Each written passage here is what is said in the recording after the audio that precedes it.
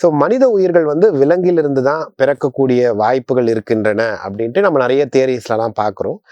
அப்படி இருக்கு அப்படின்னா மனிதன் வந்து எப்படி அவங்களுக்குள்ள பாவ புண்ணியங்களுடைய கர்மம் செட்டில் ஆகும்? இந்த கொஸ்டின். இதை எப்படி பிரதர் ஸ்பிரிச்சுவாலிட்டி இதை எப்படி பார்க்குது? இதுக்கு பலவிதமான அறிவியல் கருத்துக்கள்லாம் இருக்கிறது. அதனால சில பேருக்கு இது ஒரு புதுமையா இருக்க, இதை எப்படி நம்புறதுன்ற மாதிரிலாம் கூட சில நேரத்தில் கூறுவாங்க. ஆனால் இங்கே சொல்லப்படுற கருத்துக்கள் எல்லாம் இறைவனுடைய ஞானத்தின் ஆதாரத்தினால இருக்கிறதுனாலையும் நம்முடைய லாஜிக்கு படி பார்த்தாலும் சரி. இப்போ உதாரணத்திற்கு நான் ஏற்கனவே சொல்லியிருக்கிறேன், கர்மத்தின் விதிப்படி தான் இருக்குது வாழ்க்கையை அமைகிறதுன்னும் பொழுது, மறுபடியும் ஒரு எக்ஸாம்பிள் வந்து அந்த விதை எப்படியோ அப்படிதான் அந்த மரம் வருகிறது. நான் ஒரு மாமர விதையை போட்டேன்னா அதுல இருந்து மாம்பழம் வரும்னு என்னால் கேரண்டியாக சொல்ல முடியும். அதே மாதிரி புளிய விதை போட்டோன்னா புளிய மரம் வரும்.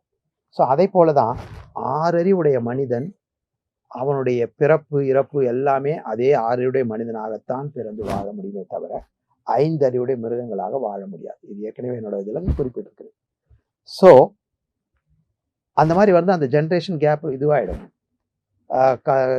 டேட்டாஸ் வந்து கொலாப்ஸ் ஆகிடும். ஐ மீன் 6 அடி 5 அடியில் வர முடியாது.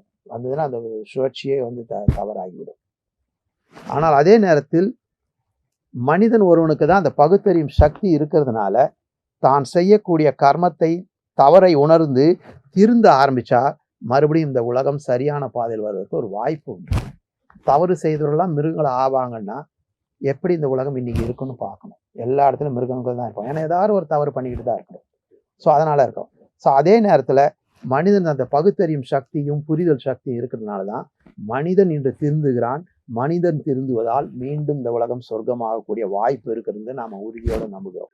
ஏன்னா என்னுடைய அறியாமை என்னுடைய சிந்தனையை கெடுத்திருக்கிறது, என்னுடைய செயலை கெடுத்திருக்கிறது. அதனால் என்னுடைய வாழ்க்கை கீழே இறங்கு. மனிதனுடைய அறிவியல் என்ன சொல்லுது? மனிதன் குரங்குல இருந்து வந்தான்னு சொல்லுகிறது. இதெல்லாம் எதுக்குமே ப்ரூஃப் கிடையாது. ஆனால் ஒரு அனுமானங்கள் தான். அறிவியல் ஏற்கனவே இருக்கிற நாலேஜ், இருக்கிற டேட்டாஸ், இதை வச்சுக்கிட்டு ஃபியூச்சரை அனுமானிக்கிறாங்க, அசம்ஷன் பண்றாங்க. இப்படிதான் இருக்கும்ட்டு. ஆனால் அப்படி பார்த்தீங்கன்னா கூட இப்போ கூட பல இடங்கள்ல அந்த ரீடிங்ஸை பொறுத்து தான் இது இருக்கு. இப்போ உதாரணத்துக்கு பார்த்தீங்கன்னா இந்த குளோபல் வார்மிங் சொல்லியிருக்காங்க. இந்த குளோபல் வார்மிங்காக ஒரு ரிசர்ச் 2000 முன்னாடி பண்ணாங்க ஃபாரின் கண்ட்ரீஸ்ல. அப்போல்லாம் அண்டார்டிக் சர்க்கிள்லாம் மெல்ட் ஆகுதுன்னு காமிக்கிறாங்க. அன்னைக்கு டேட்டில் அவங்ககிட்ட இருந்த டேட்டாஸை வச்சு கால்குலேட் பண்ணும்பொழுது இந்த மாதிரி மெல்ட் ஆகுது. ஸோ இந்த மாதிரி போனால் அடுத்த 50 வருடத்தில் இந்த அளவுக்கு மெல்ட் ஆகி ரொம்ப ஒரு பெரிய டிராஸ்டிக் கண்டிஷன் நம்ம சந்திக்க வேண்டும்னு அப்போயே எச்சரிக்கை கொடுத்தாங்க. ஆனால் தொடர்ந்து அவங்க அந்த டேட்டாஸை கேதர் பண்ணிக்கிட்டே இருக்கிறாங்க, ரிசர்ச் பண்ணிக்கிட்டே இருக்காங்க. ஆனால் அடுத்த 5 வருடத்தில் அவங்களே என்ன பண்ணிட்டாங்க, இப்போ இருக்கிற டேட்டாஸை படி பார்க்கும்பொழுது இந்த கர்வ் ரொம்ப ஸ்டீப்பாக இருக்குது. நாங்கள் எதிர்பார்த்த 50 வருடம் கூட கிடையாது, இன்னும் சீக்கிரம் என்ன நடக்கின்றாங்க. நவ் ஆஃப்டர் 5 இயர்ஸ் 10 இயர்ஸ் இப்போ வரும்பொழுது 2023 it is very much. So இப்போ என்ன நிறைய டேட்டாஸ் அவங்க கையில் இருக்குது. அதை வச்சு அந்த கர்வ் வந்து பெர்ஃபெக்ட் பண்ணுறாங்க. இப்படி தான் இருக்கும்ன்றது. நாங்கள் முதல்ல போட்ட ரீடிங் தப்பு இதுதான். ஏன்னா அப்போ இருந்த டேட்டாஸை வச்சு அப்போ அனுமானம் பண்ணாங்க. இப்போ நிறைய டேட்டாஸ் வந்துருச்சு, ஏன்னா ப்ராக்டிக்கல் டேட்டாஸ். ஸோ இதை வச்சு பார்க்கும்போது இதுதான் ப்ரூஃப். இப்படி தான் அறிவியல் முன்னேறி கொண்டது. அன்னன்னைக்கு கிடைக்கிற டேட்டாஸை வச்சு அவருடைய நாலேஜை யூஸ் பண்ணி அனுமானிக்கிறார்கள். இது ஒரு பக்கம். ஆனால் ஹிஸ்ட்ரி என்பது அனுமானிப்பது கிடையாது, நடந்த விஷயங்களுடைய ரெக்கார்டு.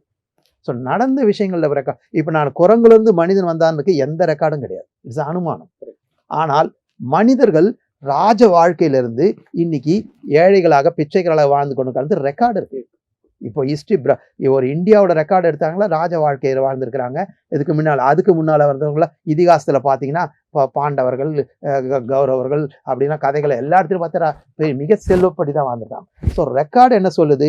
மனிதர்கள் மேலிருந்து கீழே இறங்கி வந்திருக்கிறாங்கன்னு சொல்லுது. ஆனால் சயின்ஸ் ரெக்கார்ட்ஸை பற்றி ஃபாலோ பண்ணுறது மனிதர்கள் முன்னேறி கொண்டிருக்காங்கன்னு நினச்சிட்டு இருக்கோம். ஸோ இந்த கான்செப்டில் என்ன பிரச்சனைனா, இப்போ நான் ஒரு கம்பெனி நடத்துகிறேன்னா என் கம்பெனி ப்ராஃபிட்டில் போயிட்டு இருக்குன்னா நான் ரொம்ப சீரியஸாக அதை ரொம்ப அட்டென்ட் பண்ண மாட்டேன். 10 ரூபா ப்ராஃபிட் வந்து நெக்ஸ்ட் 20 crores வரப்போகுது, 30 crores வரப்போகுது. Okay I think whatever I am doing is right, then I just go in the way. அப்போ எனக்கு கொடுக்குற எஃபர்ட் என்ன பார்த்து என் கையிலேருந்து வர எஃபர்ட் எவ்வளோ இருக்குன்னா மேபி என்னோட எஃபர்ட்லேருந்து ஒரு 50% இருக்கலாம். பட் இதே என் கம்பெனி லாஸில் போகுதுன்னா நான் எப்படியாவது கம்பெனி தூக்கி நிறுத்தணும் பொழுது என்னோட எஃபர்ட் எவ்வளோ இருக்குன்னா 100% எஃபர்ட் இருக்கும். என்னோட எம்ப்ளாயிஸோட எஃபர்ட் எல்லாமே 100% இருக்கும். சின்ன எக்ஸ்பென்ஸ் கூட நான் செலவு பண்ணக்கூடாதுன்னு போட்டு என்னோட ஃபுல் எஃபர்ட்டை போட்டு லாஸ்ல இருந்து கம்பெனியை மேலே கொண்டு வர ஆரம்பிப்பேன். அதே போல தான் மனிதன் நான் முன்னேறி கொண்டிருக்கிறேன் என்று நினைக்கும் பொழுது அவன்கிட்ட இருக்கிற ஒரு அலட்சியத்தன்மை, அவங்ககிட்ட இருக்கிற ஒரு அந்த விஷயங்கள் என்ன ஆகுது, பல தவறுகளை செய்ய தூண்டுகிறது. அதே நான் தேவனிலிருந்து கீழே இறங்கி விட்டு இருக்கிறேன்னு நான் நினைக்க ஆரம்பிச்சிட்டேன்னா, என்னோட ஒவ்வொரு செயலையும் நான் சோதிச்சு சரி பண்ணலாம்ன்ற யோசிக்க ஆரம்பிப்பேன். அப்பதான் நமக்குள்ள அந்த அட்டென்ஷன், அப்பதான் நம்மளுக்குள்ள ஒரு அந்த கேர்ஃபுல்னஸ் வரும். ஸோ அதுதான் நம்மளை மறுபடியும் மீண்டும் தூக்க ஆரம்பிக்கும். ஸோ அதனால மனித இனம் தேவ இனத்திலிருந்து அசுர இனமாக கீழே தான் இறங்கி இருக்கே தவிர, நாம் மிருகங்கள்ல இருந்து மேலே போறோம் என்பது தவறான கருத்து. அதனால மனிதர்கள் என்றென்றும் மனிதர்களாக தான் பிறப்பார்கள். ஆனால் முதல்ல சுகம் கொடுக்கக்கூடிய மனிதர்களாக வாழ்ந்தார்கள். ஏன்னா அவங்கள்ட்ட நல்ல குணங்கள் இருந்தது. இன்று மனிதர்கள் அசுர குணங்களுடைய மனிதர்களாக அடுத்தவர்களுக்கு துக்கத்தின் கொடுத்து அதன் மூலம் நாம வாழணும்னு நினைக்கிறாங்க.